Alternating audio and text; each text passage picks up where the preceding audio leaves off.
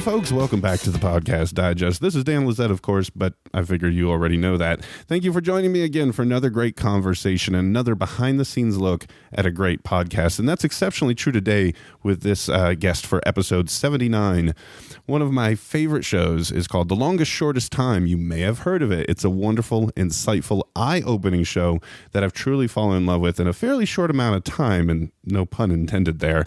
The host and producer is Hillary Frank, and I'm honored that Hillary could join me to talk about a must-listen on my subscription list. So, Hillary, welcome to the Podcast Digest. Thanks for having me, Dan. Really excited to talk to you because, as I mentioned, I have become quickly addicted to the show. I will admit that I've not been, from episode 1 or anything like that. But for the past 3 or 4 months, it has been one of my favorites. And as I've sort of explored a little bit of the back catalog and gone through the website and learned more and more about your work and what the show's doing, I've been more and more addicted, if you will, to the work that you're doing. But for anybody who isn't familiar with you or maybe your backstory a little bit, can you tell folks a little bit about your personal backstory, your history, kind of your road up to radio? Sure, yeah. So I came up in radio when radio wasn't really cool yet. And I studied art, actually. I went to grad school for classical drawing, if you can imagine that like a person could study such a thing. So I studied that in grad school for 2 years. I spent 2 years standing up and drawing naked people and studying like the human skeleton. And while I was doing that, I got really into This American Life. Actually, I was into it before that. But I had been sending This American Life, these essays, and I would get responses like these rejections. I would get rejections with comments, like encouraging comments. Like if I had tried it just a little bit differently, maybe they would have accepted it, or they told me exactly why they weren't accepting it. I don't think this happens anymore. It was kind of in the early days of the show. And I took those notes to heart and I kept submitting things. And then I finally emailed the show and said, hey, I'm a writer and I want to know what themes you're working on. And they took me at my word that I was a writer. And really the only thing that made me a writer was that I wrote things down. I was not published at the time. And so I got put on this email list for contributors where they would send out a theme list and tell you what they were working on and what they were looking for. And so I saw that one of the themes was apocalypse. And I had a friend who was obsessed with the end of the world. He had been a roommate of mine, and he was obsessed with the end of the world in this secular way, not religious. And so it was things like he would go jogging every day because what if the world ended and he had to run from wild dogs? And he just knew like all of the survivalist like food that you could eat off the side of the road. And so I called him and interviewed him over my parents' microcassette answering machine. And I fed the clips of tape that I wanted into a regular cassette tape, like on a shiny red boombox. And you could hear all the little clicks where I was stopping and starting, and I sound like really sleepy when I'm reading my script. But I FedExed this to the senior producer at This American Life. It was Nancy Updike. And the next day, I came home and I had a call from Ira Glass on my answering machine saying, like, who are you? How did you figure out how to do something for our show? Call me. And so I called him the next day, and I was actually, because I was in grad school for anatomical drawing, I was actually at a hospital the next day looking at a corpse. And I felt like I was going to pass out. Like, I think I had to leave the room. And immediately after that, I went and I called Ira Glass on a payphone and was like, yeah, hey, you liked my story. What did you want to talk about? And he was like, we may or may not be able to fit this piece into the show, but we want you to pitch us stories and we want you to do stuff for us. And so they didn't wind up being able to fit that into the Apocalypse show, but he had me do a story for them using that same answering machine and boombox style. Wow. It's almost as if you willed your way into This American Life. Mm-hmm. Where do you think you said that you were a big fan of the show. Was that sort of the driving force behind putting that kind of effort into producing something yourself? Or have you kind of always been really attracted to storytelling and fascinated with radio? Where do you think that drive came from? I mean, I've always had like an entrepreneurial spirit. Ever since I was a little kid, like I would make little pot holders, out of those like stretchy bands and try to sell them at the end of my driveway, or like make these disgusting homemade shakes that I would sell at the end of the driveway. And I think my mom would like call the neighbors and be like, can you come by with 50 cents? Like, Hillary's selling something again. Mom's great. Yeah. And so, I always had thought that I would be a visual artist. And I don't know, there was something about This American Life that made me want to tell stories. I majored in English in college, and my idea was that I would write and illustrate books, but not for kids. They would be for grown-ups. And like kind of in the style of like Ralph Steadman, the British artist, and like Edward Gorey. That was my idea. That's what I thought I was going to do. And then hearing This American Life, I thought like, oh, that would be a really cool thing to do. But there was no guidance at that time of how to do it. Now there's all kinds of like tutorials and comic books and stuff that you can read, and you can listen to podcasts like yours about how people got started, and that just didn't exist then. Wow. Well, you did do a little bit of enterprising or entrepreneurial work, and maybe using a little bit of that English degree before we get into the full-fledged podcasting back catalog of you. I also wanted to talk a little bit about that writing and illustrating, because you are a published author with, is it 3 books so far? Yes. And these are geared towards, I love how you have it on your site, young adults, but adults read them too. That's right. Can you tell folks a little bit about these and kind of what was it like publishing the first one? What was that process like? Yeah, so they're geared toward older young adults. So I think most young adult books are about high school kids. And these are about, well, the first 2 are about college freshmen. And I think that kids like to read up, like 17 magazine is not for 17-year-olds. And so the idea was that older high school kids might want to read about college freshmen. But the first book, Better Than Running at Night, started as a short story that I wrote in my senior year of college. And I just noticed, like, in my creative writing classes, that people would write stuff and we would workshop it. And then, like, the rest of the room, like, while the person was reading, the rest of the room would just, like, glaze over.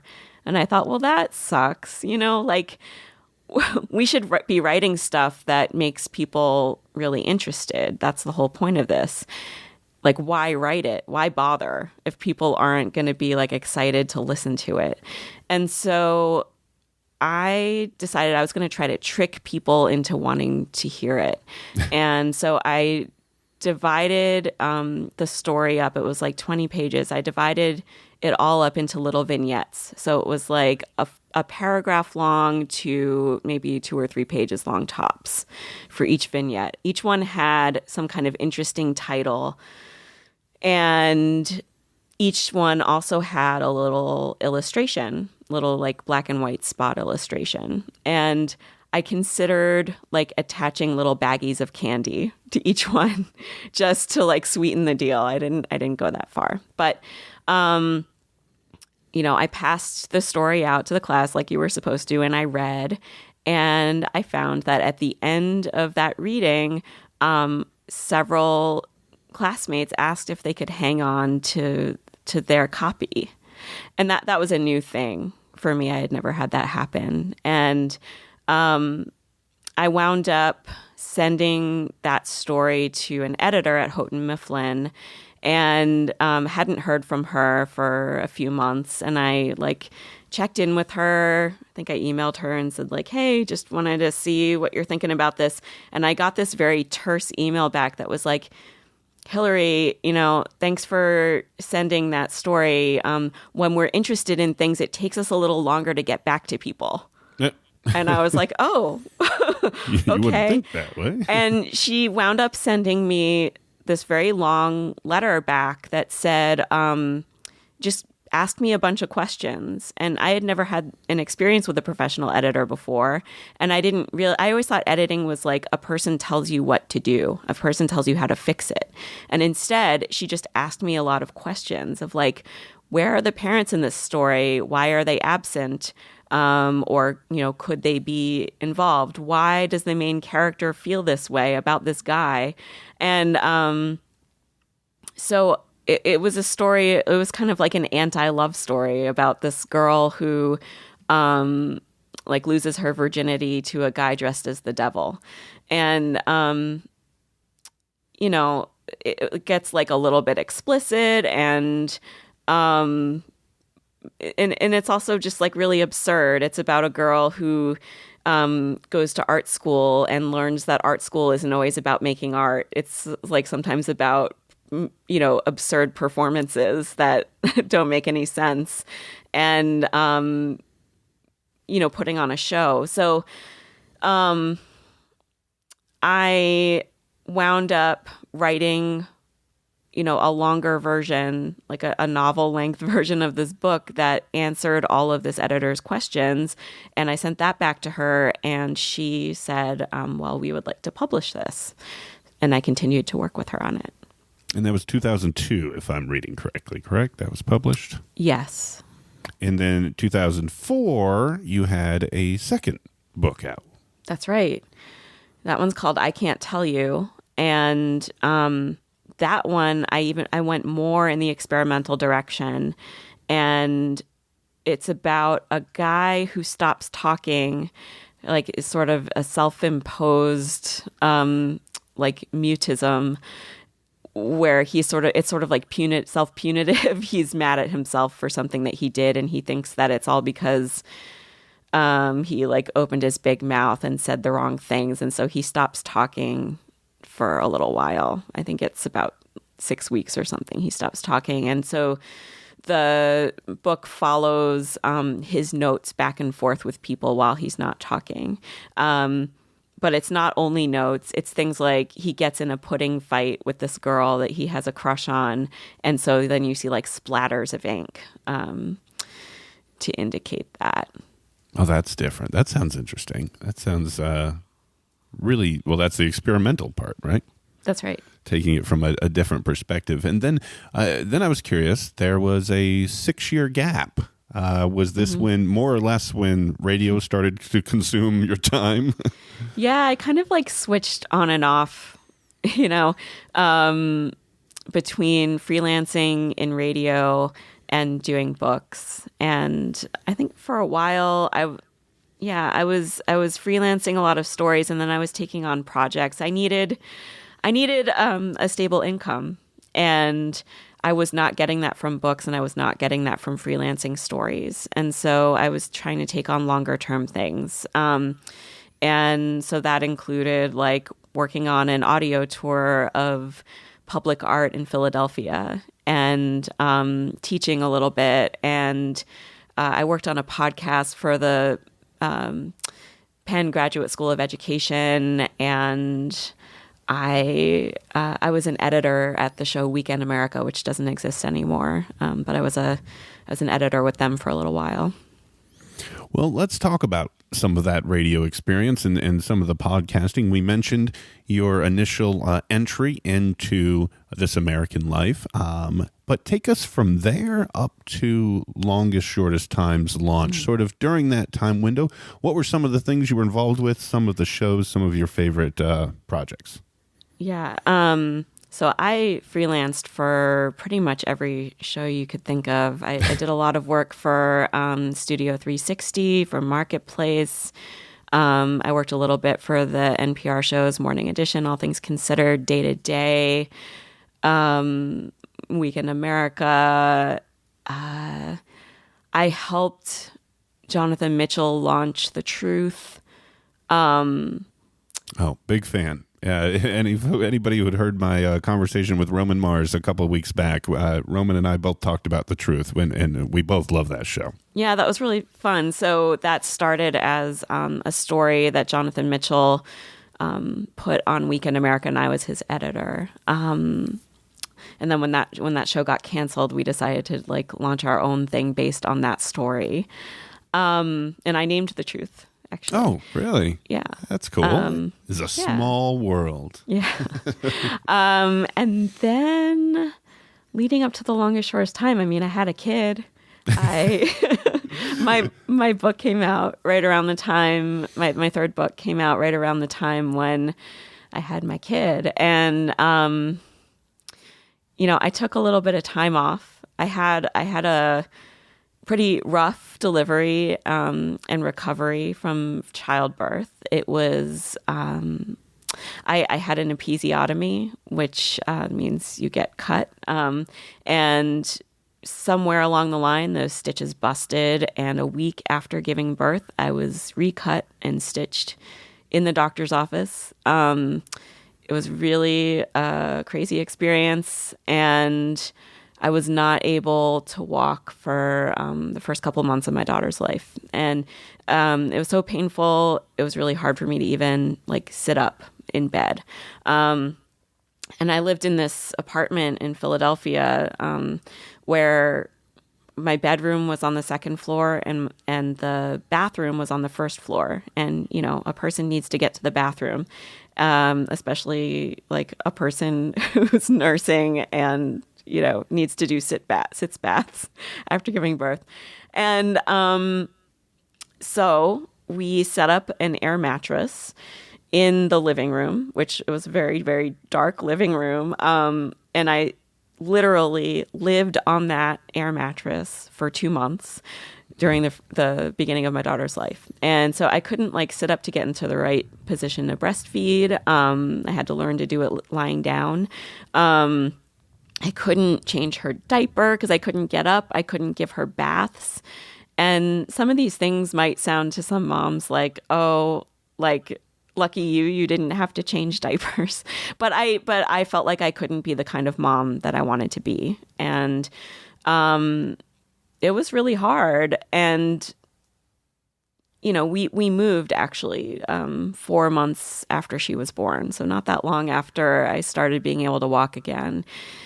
And we moved to this town in New Jersey where I knew nobody because my husband got a job in New York City. And we didn't want to move to the city because I didn't feel like I could handle stairs yet. So we moved to the suburbs and I knew nobody. And I tried to start conversations with people, with other new moms. And I would approach someone who had a tiny baby and I would say, "Oh, look at you. You're out. You're doing it. That's so awesome." And I remember getting this response a couple of times where people would say, "Well, it's been 3 weeks," and it just felt like a punch in the gut. To them, getting out and about at 3 weeks was nothing. And I just felt where do I go from here? I don't even know what to say to somebody after that. And what I realized the more that I talked to other moms who were not necessarily right in the beginning, maybe they were a little further along in motherhood, was that everybody has some kind of struggle. And like some people could relate completely to my struggle because they also had like a childbirth injury, and some people could relate because they had some other kind of struggle. And I realized that it was like really cathartic for me to hear other people talk about their different struggles from mine, because it pointed out to me that I had some things easier than other people did. And that made me feel better too.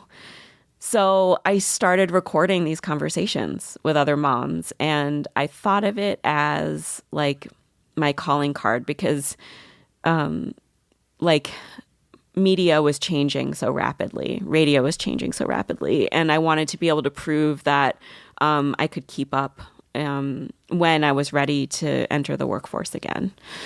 And so I started making this podcast out of my bedroom. I would sit on my bed with a microphone and I would, schedule these calls with people. We would try to schedule them while our kids were both napping for 20 minutes. That's how it started. I'll tell you, to hear you retell what was basically, I don't know if highlights is the right word to use, of bringing your daughter into this world, it fleshes out even further what you and I talked about before hitting record for this episode. And folks, obviously, as I always do, all the links will be in the show notes, but I'm going to specifically link to, I guess, what we'd call a blog post written in December of 2010 that Hillary sort of writes about this whole story. It is both brilliant and heart-wrenching to read the details of what this whole process was. And I just noticed here, there are 34 comments on this blog post from mostly mothers, and the I just scrolled across one that says, it looks like I just found a long lost friend, or I cried my eyes out as I read it. Folks, mothers, parents, or anyone who knows anyone who is a mother or parent needs to read Hillary's post on this, because it was very eye-opening, and it tells you exactly how the title came for the show. Can you recap that piece? Sure. So during that early time when I was having a hard time, about 6 weeks into motherhood, one of my best friends, Kirsten, came to visit. She's actually a podcast guest on one of the episodes, but she came to visit me, and she had at the time, I think, a 4-year-old.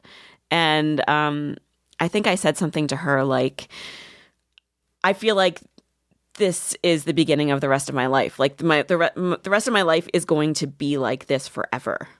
It's never going to change. And she said, I know it feels like that. It feels like it's never going to end, but it is the longest, shortest time. It's going to feel like it never ends. And then you're going to look back on it and it's going to feel like a blip. And so now, these few years later, was she right? Yeah. Yeah, she was totally right. But the thing I've realized is that parenthood is a series of longest, shortest times, because that period is a blip. That is well said. But there have been many longest, shortest times since then that are different and equally challenging. And I expect many more for the rest of my life. And you're highlighting a lot of them between your own stories and several guests or interview subjects, if you will, throughout the longest, shortest time. And I want to be clear, because you're clear on the website and on the intros of the show, and I will testify to this fact. This is not just for moms. This is literally for families, or like I said, for anyone who even knows a mom or knows a parent. There are stories and themes throughout so many of these episodes that any number of people, most people, are likely to relate to. Agreed? Yeah, I mean, I would say the show has changed a lot over the last 5. I mean, I've been doing this for 5 years. It's changed a lot because I've changed a lot.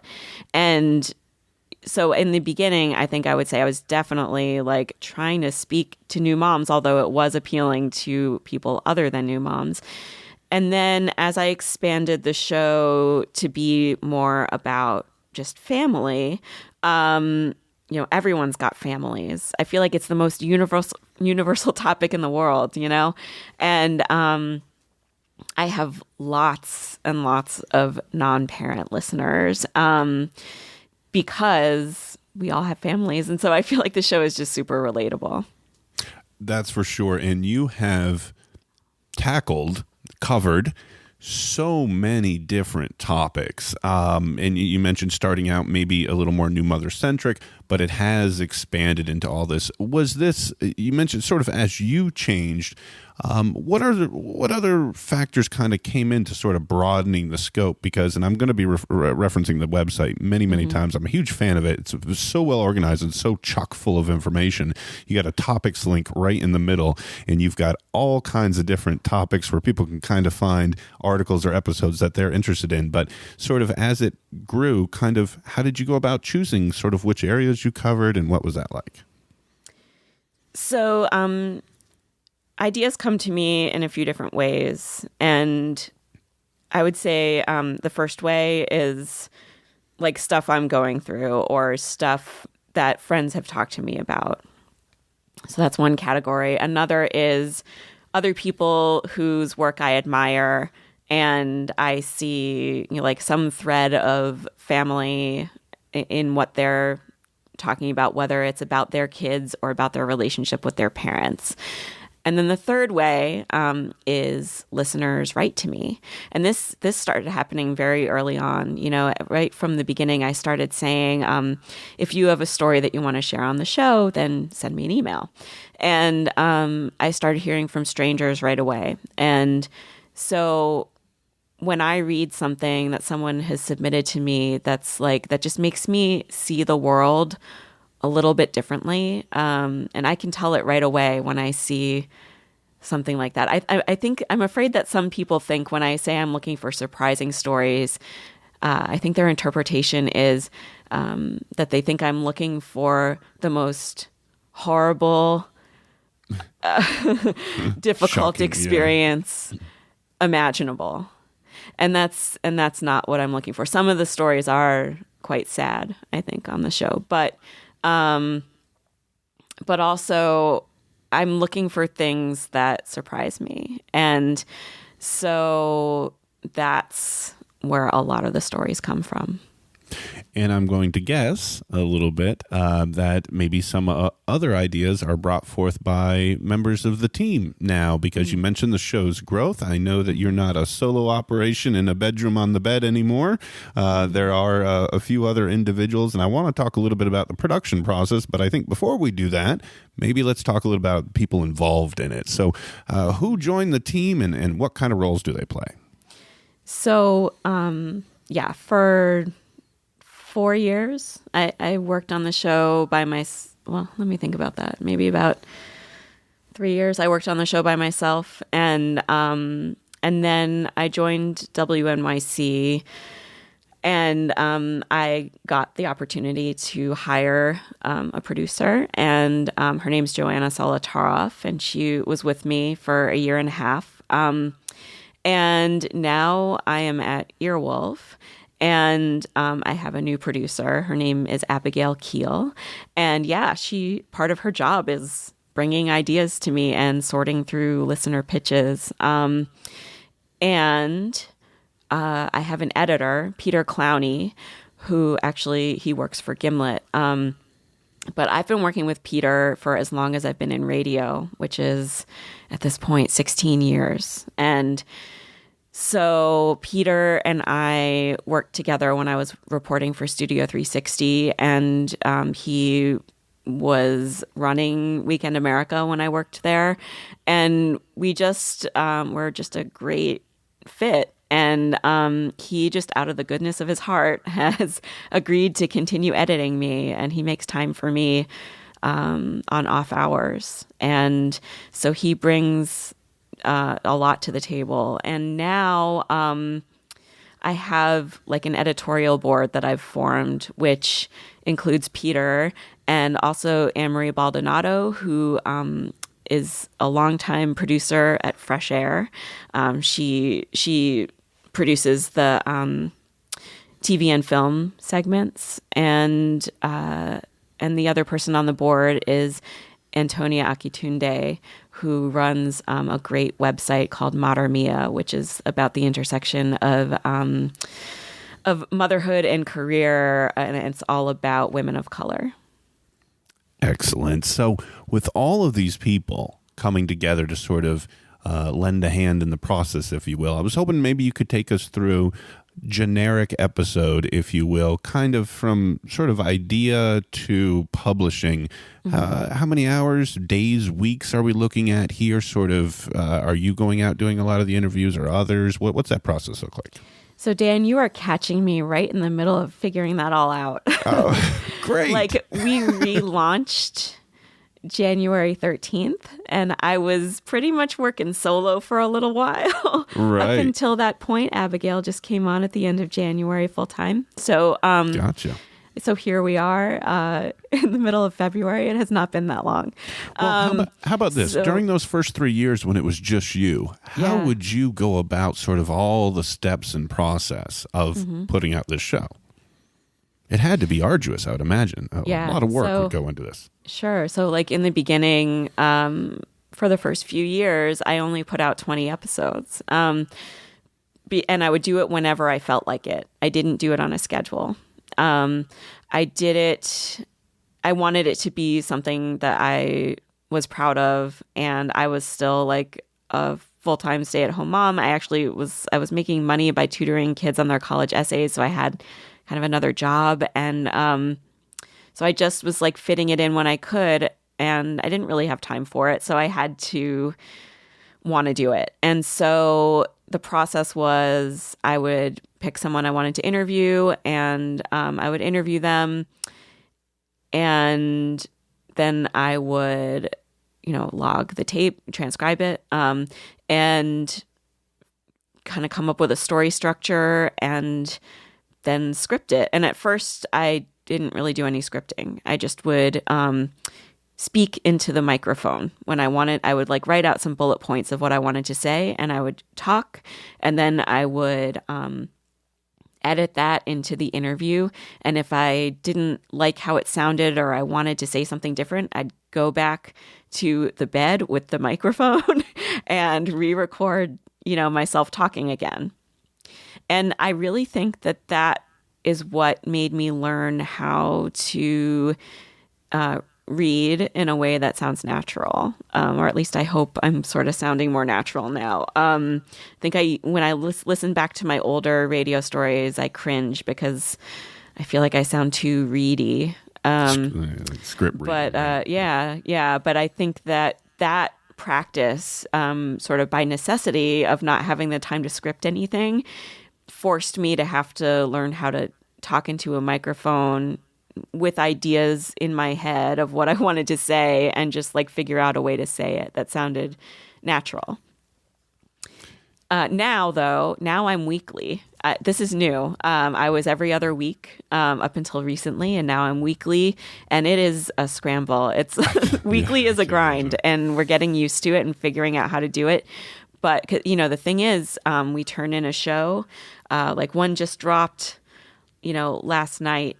And then, so like they drop, really late Tuesday night, 3 a.m. basically on Wednesdays. And by then we already have to be pretty deep into the next one. So it's like constantly turning things around and turning to the next thing. Well, for one, as a listener, I'm thrilled with weekly. I'm sure you guys are kind of like, whoa. But when I saw you guys join Earwolf and begin sort of the rebirth of the show. That's probably another bad pun for longest, shortest time. It's but perfect. Yeah, and for it to come back weekly, I was thinking, oh, that's great. But, knowing from talking to so many show producers and hosts of what goes into this, I'm like, yeah, that's going to be tough. It's hard. It's hard. Yeah. I think we're starting to find our rhythm. Like this week is the week that I felt like we're starting to find our rhythm. Excellent. I'm talking to you at the perfect time. Yeah. I want to talk a little bit about back catalog, but because we've mentioned it a couple times now, talk to folks a little bit about Earwolf. Earwolf is huge in the podcasting world. Imagine most people have heard of it. If not, probably name some of the shows or hosts, and you are probably familiar with them. But tell folks kind of what it's been like, because this is a different environment, is that the right word, than kind of where you've been before. Yeah, I came from public radio. I'm in for profit now. I love Earwolf. It's like an amazing fit for me. So first of all, the two guys who brought me on, Eric Dean and Chris Bannon, were the two people that I worked with most closely at WNYC. And so it's sort of like the band is back together now. They left before I did. And it's just been a pleasure to be working with them again. And then, Earwolf is known as a comedy network. And I think it might have been a head scratcher for some people when I joined them. But, a couple things. They're looking to expand into more kind of journalistic properties. They got bought by Scripps. And so so that's part of that.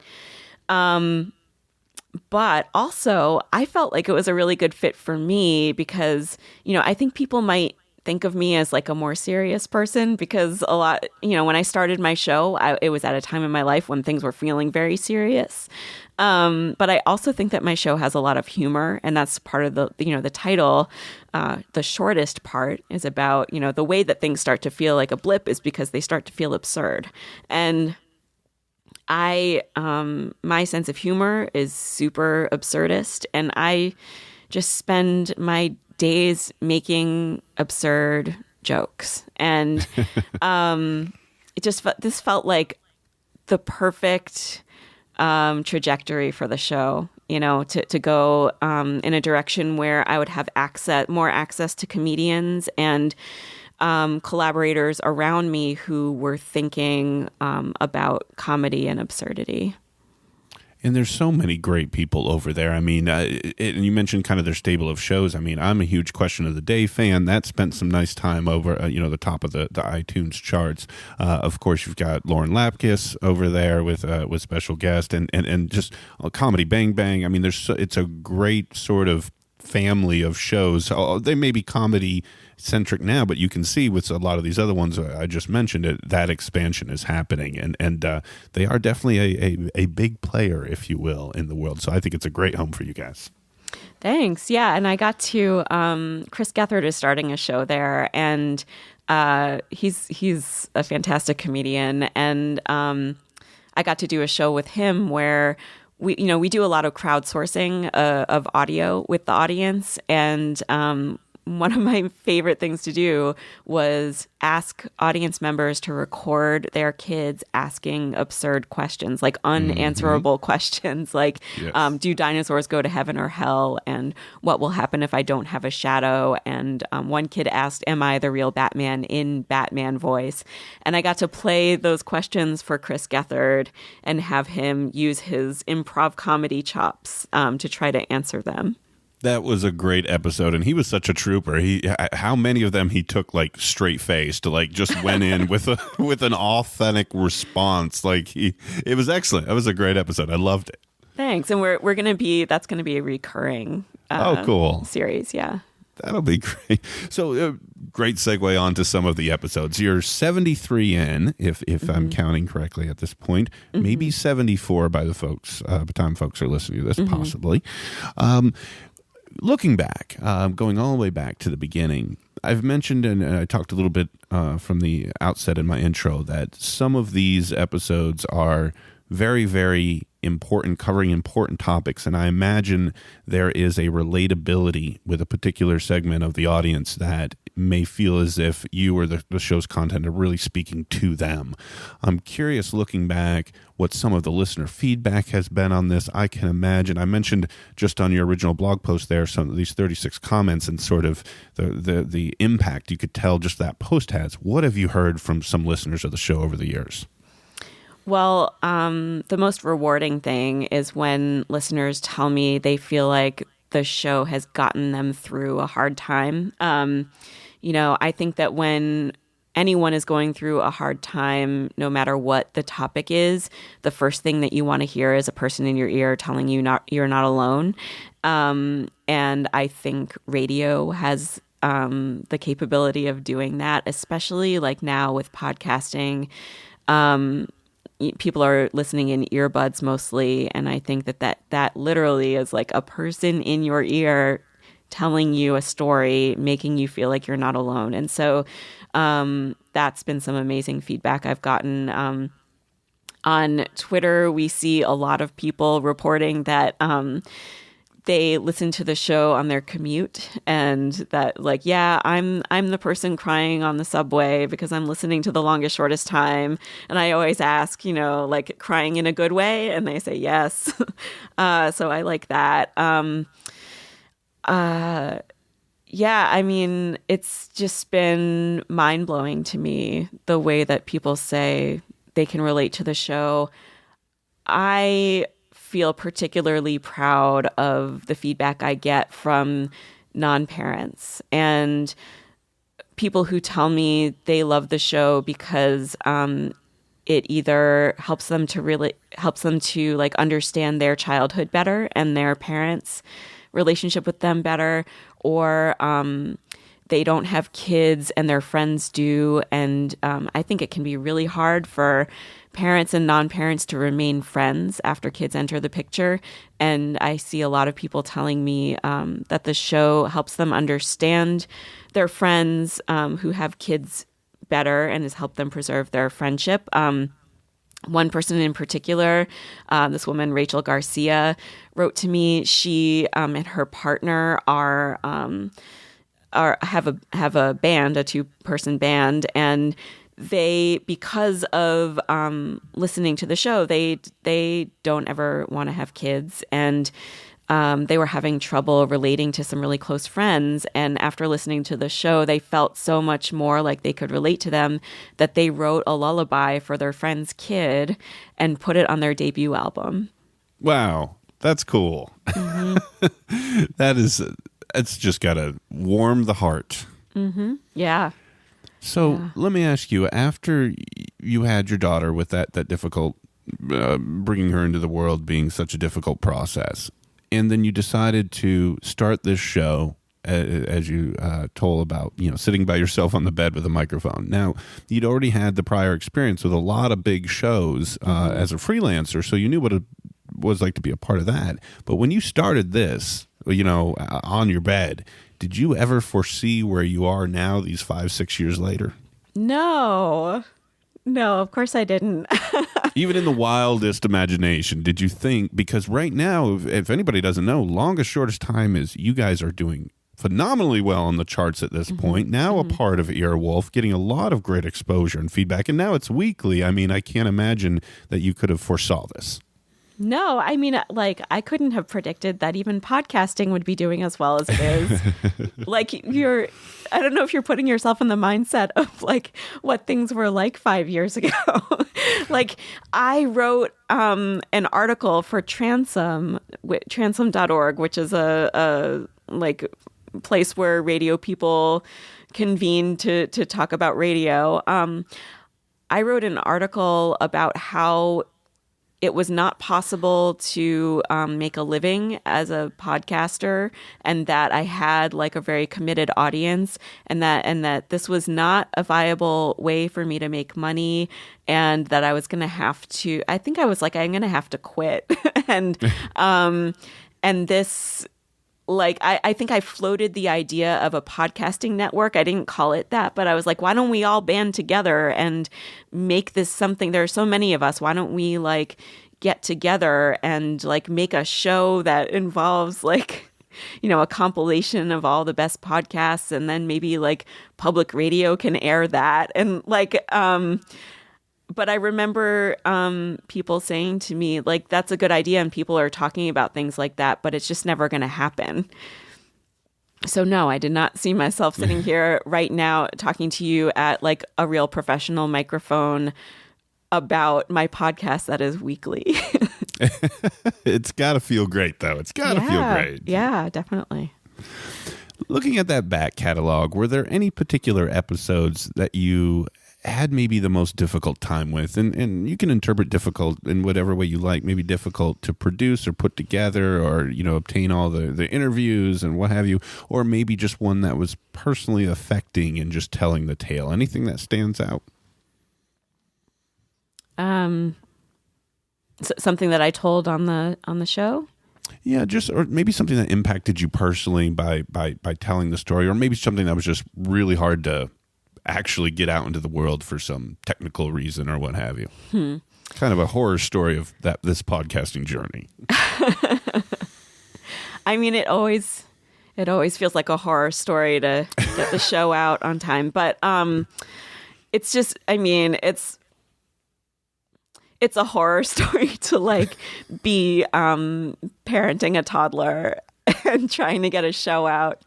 I feel like I sort of hide that pretty well. I get sick a lot because I'm the parent of a little kid, and I try my best. Even just like this week, I was so sick and I had to voice my tracks, and I just had to try to say, submit your story at the end of the show without sounding like I had a cold. Like, submit is not a word you want to say when you have a cold. So that always just feels like there are these minor struggles going on all the time that feel gigantic and are not things that I like let on in the show. But in terms of big stories, I mean, I did a series about natural childbirth, or that's what they call it in this country. It's really unmedicated birth. And part of that series involved me going back and talking to my midwife about what happened to me and trying to deconstruct why it happened and was it preventable and should I have had a C-section, and then I did a follow-up episode to that where I interviewed Ina May Gaskin, who is like the leader of the natural birth movement in this country. She's a very famous midwife who started out by delivering babies on school buses. Like she was a hippie. And I did a very critical interview of her. I told her that I felt like she had let me down because as a pregnant person, I read her books and I felt very inspired by her and very empowered by her. And then when I was not able to have a birth without surgery or medication, I felt like she had nothing more to say to people like me. And I felt like I had failed. And she wound up kind of apologizing for that and kind of re-explaining to me where she was coming from and saying that that's not the interpretation she wanted at all. But I felt like because she doesn't talk about what if it doesn't work out for you with no medication for any reason, that she was sending a message to like a certain kind of midwife and doula that exists like in masses all around the country who are perhaps misinterpreting her and using her name to say like, if you don't do it without medication, then you're not doing it right.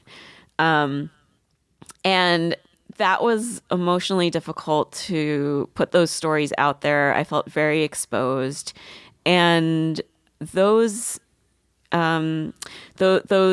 episodes got hundreds of comments, and Ina May Gaskin wound up saying that she wanted to rewrite a chapter of her book because of what I was telling her and because of the comments on those episodes. And that, as far as I know, is actually in the works. Wow. And I think will change lots of women's lives. But I got a lot of feedback, also negative feedback from doulas. I got one doula on the website saying, whatever happened to you after your childbirth is your own damn fault, basically, because you like accepted an epidural and whatever. And I engaged with her. I decided like I'm gonna fight back on this a little bit and say, I just said something like, this is really shocking coming from a doula. And Ina May Gaskin is really tough, and she was not defensive in her conversation with me. And I don't understand why you're attacking me this way. And like, if you don't think that I blamed myself over all of this, then you didn't like hear this correctly. And I don't think I need a doula telling me to blame myself. And she wound up like apologizing to me profusely. And I was like, wow, the outcome of this is not what usually happens on the internet. No. Like my whole idea of trying to change minds in like the doula, the like extreme doula community, it worked in some cases, and that was really exciting. I've scrolled back, and I believe I've found it. Episode 28 from April of 2014 was The Missing Chapter to Ina May's Guide, part 2 of 3. So 27, 28, 29, I guess, are the series of the natural childbirth section. So, folks, if you want to hear that episode that Hillary's describing, that's where you will find that right there. What I was curious about as well is that it seems to me like through this process, and I was thinking about this when you were describing this, that you've kind of intentionally, unintentionally, or part of that evolving process you've referred to through this back catalog of episodes, as well as through the website, and I mentioned I'd be bringing that up again, you have assembled an amazing amount of conversations about super important topics to parents, to especially mothers, that they can end up going through your site or through your back catalog and hopefully finding some information that they may need at that moment. And you talk so eloquently in that original blog post about the name origin that at one point you went back to all your original books and documentation looking for an answer.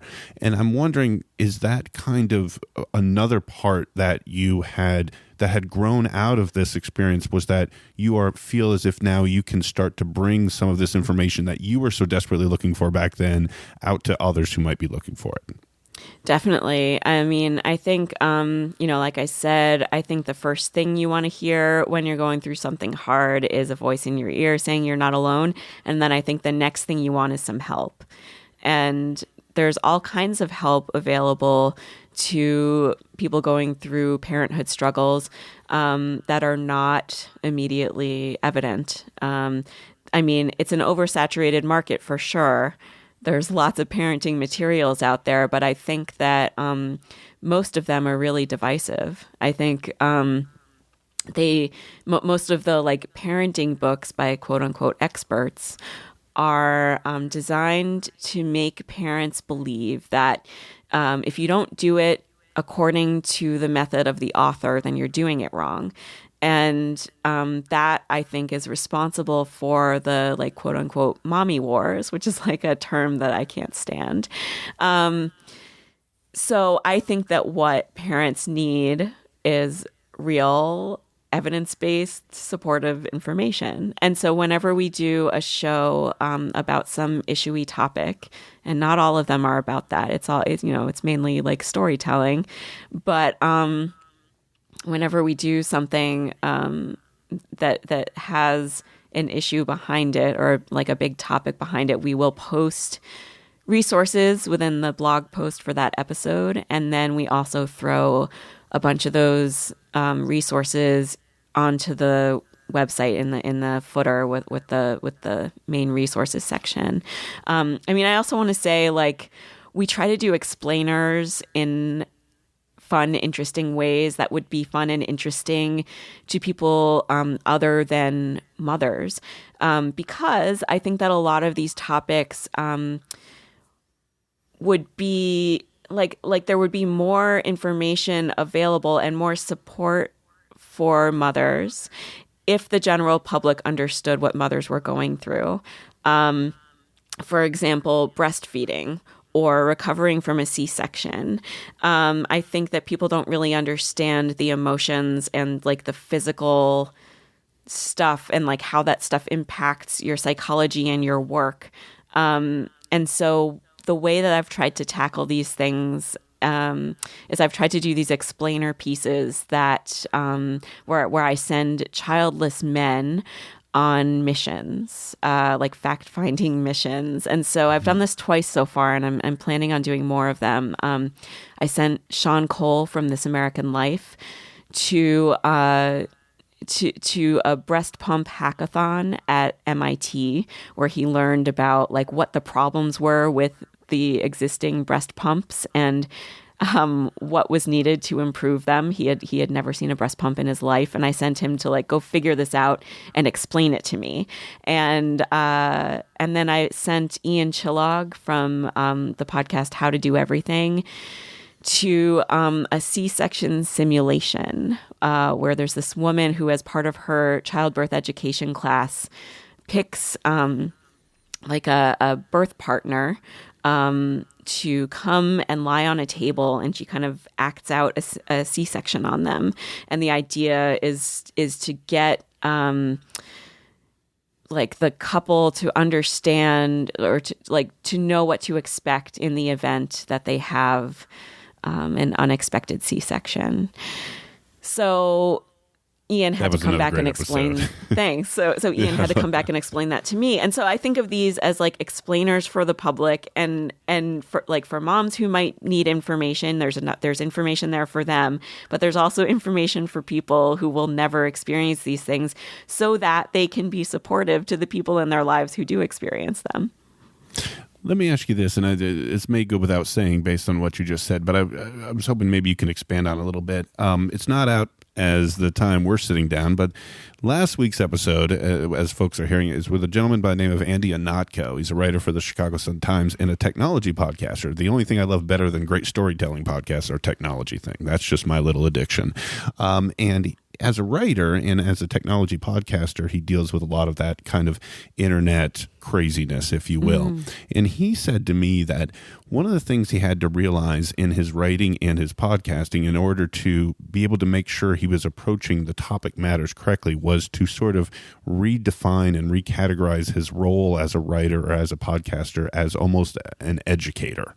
And that when he did that, he was able to feel like he could bring the information to the masses in a much more beneficial way for his audience. Is that something that you would agree with as well, with what you've been able to do with Longest Shortest Time, especially when you're going into these other topics and sort of peeling back the curtain on some things people may not be wildly familiar with?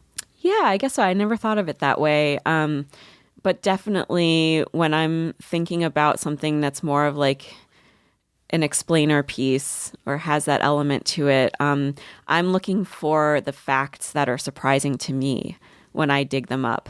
There's plenty of information about abortion out there, and the next topic I'm tackling right now is abortion. Actually, it'll probably be out by the time this airs. And the stuff I'm digging up is like, I never knew that it was really uncommon for obstetricians to also offer abortions. It turns out only 14% of them do. Like that blew my mind. And so I want to get that fact out there. And I guess I am kind of playing the role of educator, but it's also just like explorer, like, whoa, I dug this up. Look at this interesting, shiny fact and be stunned by it with me. Do you ever get aggravated or irritated at the concept that so many of the things that you're talking about, their biggest inhibitor or the reason that you are able to shed the light on is that so many of these topics are either considered taboo or just not talked about enough or not enough emphasis or importance is placed on it? Do you ever feel like you're just jumping up and down and screaming like, why don't more people be aware of things like this? Yeah, I feel like that. But I also feel like I love the challenge of it, because, like I said, this is a super oversaturated market, like the topic of parenthood, but nobody's talking about it the way I am, or it's really hard to find when people are. And like some of my favorite episodes I've done, we've done a sex and parenthood series where we take questions from the audience about anything having to do with sex and parenthood. And like, that's another oversaturated market is sex advice, but I don't feel like it's ever narrowed down to like parents, because that's kind of a taboo thing to think about parents and sex. And so I love the challenge of it. I love doing the racier episodes and the things that make people say, like, people talk about parenthood so much, but I've never heard it quite talked about in this way. And this is the way I talk about it when I am whispering about what's going on in my life with my best friend. Yeah, you say it's an oversaturated market, and what was coming out to my mind was, it is in the sense that there are a lot of dictionaries in the world, but there's only so many stuff you should knows.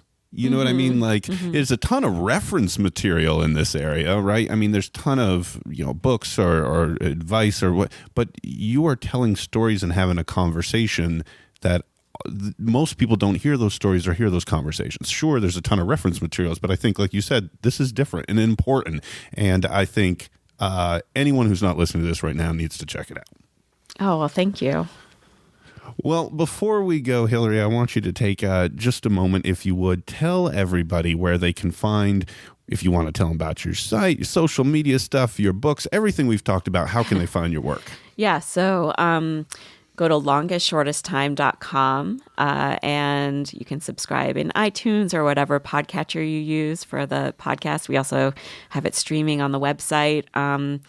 And my books, you can find links for those at hillaryfrank.com.